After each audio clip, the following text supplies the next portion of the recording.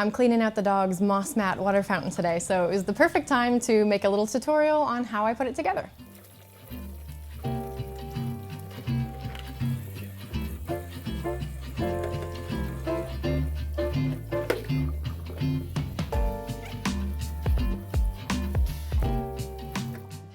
Okay, we're gonna work on the easy part first and do the moss mat. All we have to do is start with a regular old silicone moss mat that's made to catch dog spills from their normal bowl. We're gonna get a piece of cocoa coir, which comes in rolls like this, and you just cut it down to the size of the mat that you've got. And then we're gonna go harvest some moss.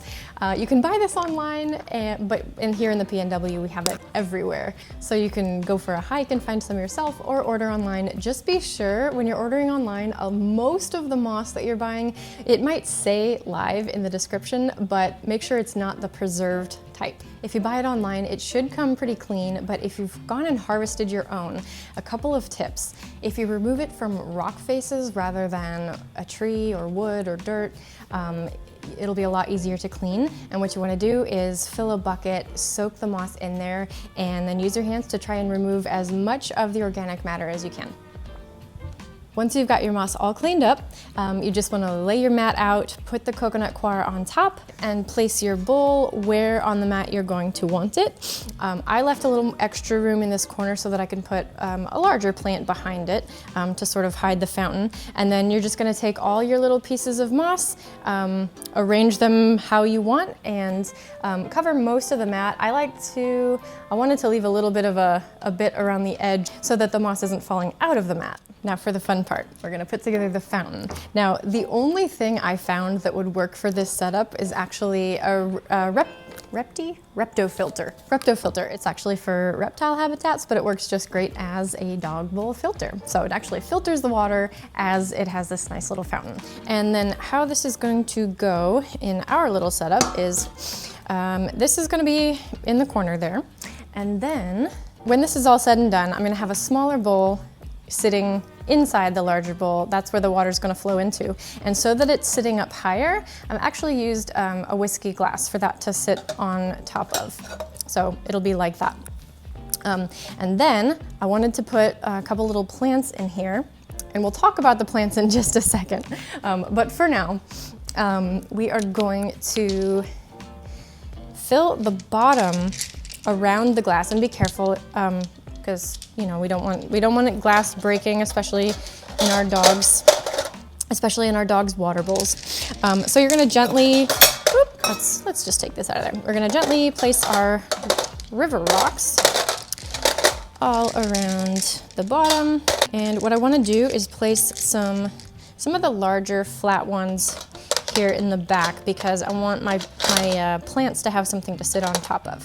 And here you can learn from my mistake, and you probably want to be building this out exactly where you're going to be keeping it, not on the counter, because moving it afterwards is a pain in the butt. So where we have this set up is just next to the kitchen counter. We've got a little outlet just up there so that we can plug our filter in. And as I said, I like to have a larger plant behind here that can partially hide the filter. Our glass there.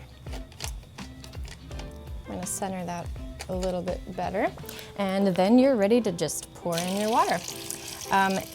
The one thing you want to make sure is that your filter has at least 2 inches of water at the bottom. That's why you want to get a pretty big, deep dog bowl. The biggest one you can find will give you the most room.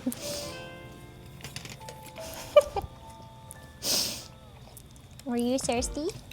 And as you can see, before I turn the fountain on, the glass is nice for another reason, because it kind of reflects the image of the rock, so it looks like there's more in there. And then all we have to do here is tuck our cord in the back, plug our filter in, hide the cord as best we can, and that'll start running. Then all that's left to do is add some extra plants. Now, the plants are the tricky part. You want to choose some plants that are non-toxic to dogs, obviously. So I've got a fishbone pear plant and a watermelon peperomia here.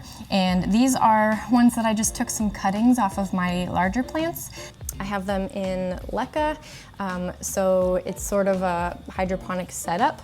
And you can see for yourself about how well they're doing here. They could be doing better, but it's only been about a month. This one's doing a lot better, the peperomia. And then all I've got to do with these guys is set them down in there so that the roots can reach the water.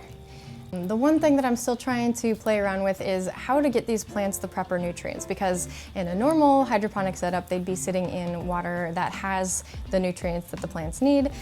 For these ones though, I've been playing around with kind of just rotating them out. So every few days I'll take them out, put them in the water, and swap them out with a different plant. Some other things that you're going to want to consider are, this isn't a no maintenance setup. Yes, the filter is nice, it keeps the water clean, so you don't have to clean your dog's bowl quite as often.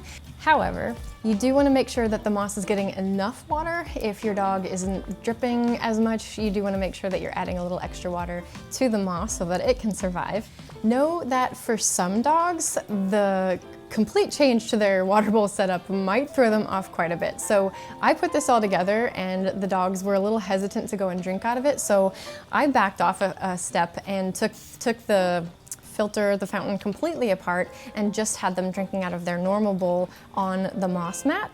And then after a day, I added the filter in, and another day I added the plants back in, and now they love it. Now this is great for catching some of the drips and dribbles that our dogs trail away from the water bowl, but if your dog tends to walk away and continue dripping, it's not going to catch everything. So it doesn't solve all of that problem, but it does look pretty cool. This is just my first iteration trying this out. If you give it a try, let me know. Let me know if you learned anything different or have some ideas of how we could make this better. Now, if you're a person who is just looking for a way to stop the slobber from getting on the floor, I would recommend getting one of these magical bowls called the Slobber Stopper. This one really works great. It's a large capacity and there's not all of the extra maintenance of the fountain. I've included the link to that as well as all the materials I use to make the fountain in the description just to make it easier on you. So let me know if you like this idea or if you try it out. And if you're not already subscribed, it really helps me out if you hit the bell, and then you'll get notified anytime I upload a new video.